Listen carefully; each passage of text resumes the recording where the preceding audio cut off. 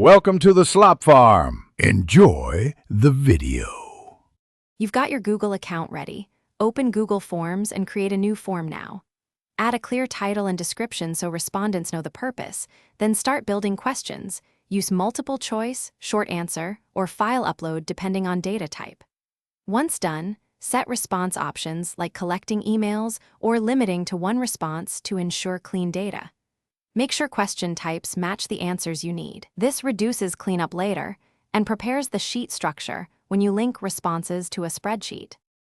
Once your form has core questions, switch to the Responses tab and click the green Sheets icon to create a linked spreadsheet. Choose Create New or select an existing file. Name it with a date or project code to avoid confusion. After the sheet opens, freeze the header row and verify each column's format.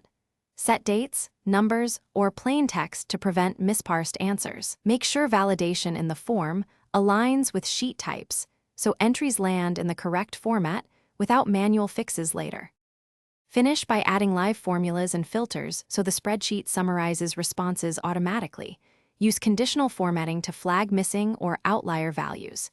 If you need automation, set up email notifications in forms or add a simple Google Apps script to export CSVs or notify a webhook. Once configured, test thoroughly. Submit several sample responses, check column alignment, and verify formulas update correctly. If something goes wrong, revert settings or relink to a new sheet and repeat the quick test to. Thanks for watching. Consider subscribing if we helped you today.